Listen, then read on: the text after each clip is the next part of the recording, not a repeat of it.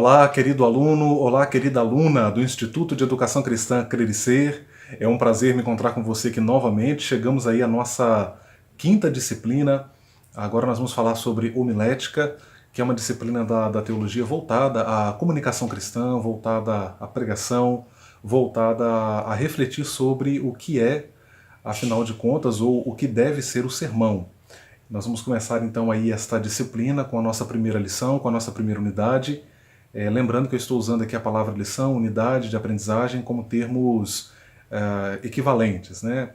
E nesta primeira unidade, então, o nosso tema será homilética, importa que o evangelho seja pregado. Esse será o assunto que nós vamos abordar aqui nesta videoaula. Começamos aí tomando como base o verso 97 do Salmo 119, onde nós podemos ler. É uma exclamação de amor à palavra de Deus. Como eu amo a tua lei, medito nela o dia inteiro. Eu quero já dizer para você de partida que esta disciplina é fantástica, é uma disciplina muito interessante.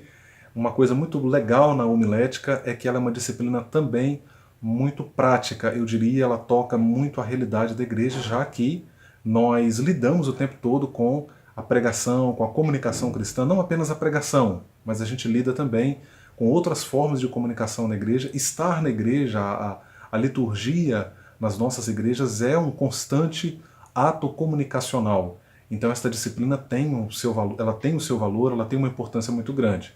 A gente começa aí trazendo uma reflexão que diz o seguinte: sendo a homilética a arte de pregar, ela deve ser considerada a mais nobre tarefa existente na terra. O próprio Jesus Cristo, em Lucas 16,16, disse: ide e pregai o Evangelho. Quando a homilética é observada e aplicada, proporciona-se ao ouvinte uma melhor compreensão do texto. A observação da homilética traz orientações práticas e importantes ao orador. Então você que me assiste, você que é pregador, você que é pregadora, educadora cristã, é importante que você tenha isso claro diante de você. A homilética, ela não existe para atravancar o processo de comunicação. Pelo contrário, ela objetiva tornar mais eficiente esse ato comunicacional no contexto da igreja. A nossa introdução afirma que pregar a palavra do nosso Deus é algo sublime e compensador. Sublime por se tratar da exposição da verdade divina, do querer de Deus com relação à sua igreja e aos pecadores. Então, com relação à igreja, Deus quer que ela santifique-se cada vez mais, que ela cuide dos seus membros, que ela adore a Ele. Quanto aos pecadores, o Senhor deseja salvá-los. Então perceba, essa verdade, essas verdades, elas são muito caras, são muito importantes e precisam então ser comunicadas com eficiência. A pregação da palavra de Deus também é compensadora, não é? Esse ato, ele é compensador, porque quando pregamos, pessoas são alimentadas e edificadas pela palavra de Deus e vidas se entregam ao Salvador através da exposição da verdade divina na pregação. Esse também é um ponto muito importante, porque quem de nós em nossas igrejas não presenciamos muitas vezes pessoas que entregaram as suas vidas a Cristo e tiveram as suas vidas e sofreram uma mudança muito radical no seu caráter, na sua vida em família, na sua vida em sociedade. No ponto 1 aí nós trazemos aí uma conceituação do que é, ou seja, do que vem a ser homilética, qual o seu papel, qual a sua finalidade, bem como a sua área de atuação.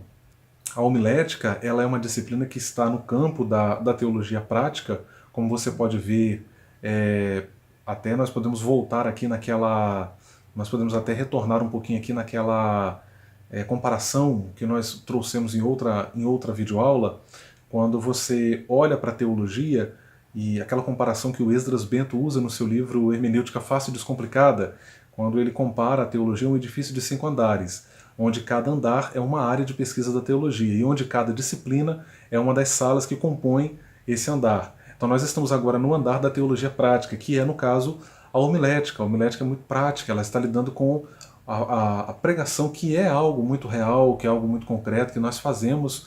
E hoje, inclusive, a homilética ela acaba tendo uma importância ainda maior, justamente no momento da história da igreja brasileira, em que nós temos uma clara deturpação da pregação, né? O conteúdo da pregação hoje evangélica no país é muito divorciado do comprometimento com uma análise exegética séria. É um conteúdo muito divorciado, principalmente no contexto pentecostal, infelizmente, contexto do qual eu faço parte. Então, quando você analisa o conteúdo teológico das pregações, principalmente as pentecostais, você percebe que há um claro desvio e uma clara falta de comprometimento com um estudo sério das Escrituras, né? Então a homilética ela chama, embora é claro que a questão da análise textual, isso é hermenêutica, é exegese, mas você vai perceber que o pregador ele também é um hermeneuta, ele precisa ser um hermeneuta, então ele precisa ter esse cuidado, esse comprometimento. A homilética ela nos chama para essa responsabilidade que é muito séria. A definição etimológica da palavra, esse termo homilética vem do grego. Lá no grego é homiletikei, que significa o ensino em tom familiar. Deixa eu fazer uma pausa aqui rapidinho, olha que interessante. A gente tem a ideia de só caracterizar como pregação aquela pregação que é proferida por um pregador com voz possante, né, com voz de trovão, e acha que pregador bom é aquele pregador que grita o tempo todo, mas você percebe que a ideia de pregação lá atrás, lá no período apostólico, você tem a ideia de que pregação, ou seja, a homilia, era o quê? Era o ensino em tom familiar, ou seja, nos faz pensar até, né, nos faz pensar até numa conversa à mesa. É bem diferente do que a gente vê hoje. É claro, isso eu não estou condenando o formato atual da pregação, né, mas é interessante a gente pensar que o conceito de pregação não é tão restrito como algumas pessoas pensam. No grego clássico, nós temos a palavra homilos, multidão, assembleia do povo. Repare que os termos que vão desembocar, né, ou que definem a palavra homilética, todos eles estão atrelados à comunicação e a pessoas. Né? A ideia de, veja, multidão, assembleia do povo. Né? O verbo homiléu significa conversar. E aí desse verbo homiléu se adapta o termo homilia. Foi a partir da raiz homilética que passamos a entender a forma de pregação dos apóstolos no primeiro século da era cristã. Quem fala isso é o pastor Elianai Cabral. Depois, numa definição teológica e prática, homilética ela pode ser resumida de forma bem direta, de forma bem objetiva, como sendo a arte de preparar e expor sermões. Eu vou até contar uma história engraçada para você aqui, de um aluno que chegou para mim uma vez e falou bem assim: Rony, eu conheci um professor de teologia e ele tem um conhecimento tão fenomenal, que ele gasta 5 minutos para preparar um sermão. Aí eu falei para esse aluno bem assim: olha, ele pode conhecer muitos assuntos da teologia, muitas áreas da teologia, mas de homilética ele não sabe nada, porque quem conhece homilética jamais falaria um absurdo desse. Então veja, a preparação de um sermão toma tempo, né? A gente está falando que a homilética é a arte de preparar e expor sermões, e essa preparação implica trabalho, implica tomar o tempo, né? Qual é o campo de ação da homilética? A homilética, em suas aplicações, ela tem por campo de ação a vida do pregador, responsável pela transmissão da mensagem divina. A própria igreja, ou seja, a própria igreja é um campo de atuação da homilética, a igreja que recebe a pregação, também os pecadores, e ela ainda se relaciona com outras disciplinas teológicas, né, dadas as suas aplicações, tais como aí a hermenêutica, a exegese, a ética cristã e a teologia do obreiro. Mas afinal de contas, o que é pregação? Né? Aí eu vou citar agora o pastor Claudionor de Andrade, ele vai dizer que a palavra pregação vem do latim praedicare, e significa proclamação da palavra de Deus, visando a divulgação do conhecimento divino, a conversão dos pecadores e a consolação dos fiéis. É claro, esta é uma definição teológica da palavra a partir de uma leitura do seu significado etimológico, ou seja, a partir da sua raiz. Então, o entendimento de que na pregação você comunica uma mensagem que é de Deus, uma mensagem que vem de Deus para os pecadores, para que eles possam se arrepender e assim serem salvos. Avançando um pouquinho mais, a pregação tem dois lados, né? Ela é um milagre duplo. O primeiro milagre é Deus usar um homem imperfeito, que é pecador e que é cheio de defeitos, para transmitir uma mensagem que emana da palavra de Deus. Palavra que é perfeita, que é pura, que é cristalina, que é santa. Trata-se de um ser perfeito, ou seja, Deus, usando um ser imperfeito, ou seja, o pregador ou a pregadora, como seu porta-voz. Só um milagre pode tornar isso possível, né? E é uma verdade.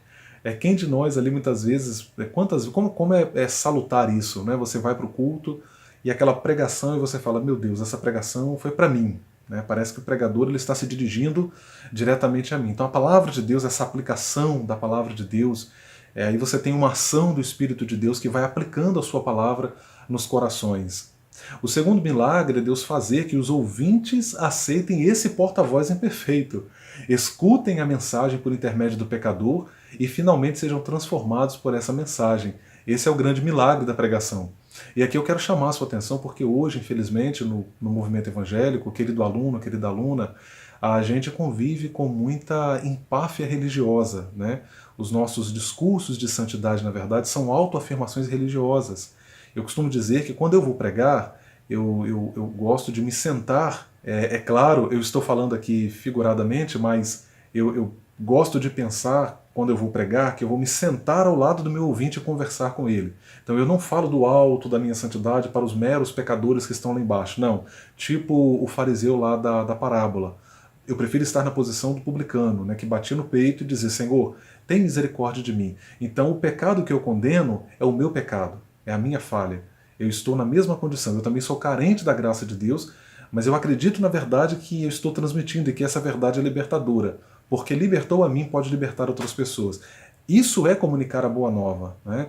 Esses discursos que a gente vê nesses congressos, nesses eventos que a gente percebe hoje, tem muita coisa na internet, você percebe que o pregador fala como se ele estivesse imune àquilo ali. E em muitos casos você vai descobrir, inclusive, que esses pregadores que têm esse discurso tão exacerbado de santidade, muitas vezes eles próprios estão envolvidos em escândalos horrorosos, em termos morais, financeiros, éticos e por aí vai, né? Enfim, avançando um pouquinho mais, a pregação ela requer dependência de Deus. Paulo nos dá o exemplo da dependência de Deus para proclamar o Evangelho. Ele pede aos crentes de Éfeso que orem para que eles sejam um arauto ousado na proclamação do mistério do Evangelho, ou seja, ele precisava de ajuda espiritual. Concluindo então essa nossa primeira unidade, devemos nos mostrar dependentes de Deus para anunciar a sua palavra. O pregador jamais deve apoiar-se exclusivamente em seu próprio cabedal de conhecimento secular, bíblico e teológico, pois ainda que ele tenha amplo conhecimento nestes ramos do saber, se não tiver a unção de Deus, sua mensagem não produzirá efeitos. Fica uma espécie de discurso vazio, um discurso sociológico, filosófico, até ecoa, mas não gera resultados. Nada contra discursos filosóficos, sociológicos, eu escrevo nessas áreas, ouço autores dessas áreas, ouço palestras dessas áreas, mas eu entendo que a pregação ela é diferente, ela tem a sua especificidade, ela tem o objetivo de comunicar a boa nova do Evangelho que transforma, que liberta vidas. Muito bem, estamos parando por aqui, a gente vai voltar então na nossa unidade número 2, falando aí sobre homilética e sua importância para a igreja. Nos encontramos lá.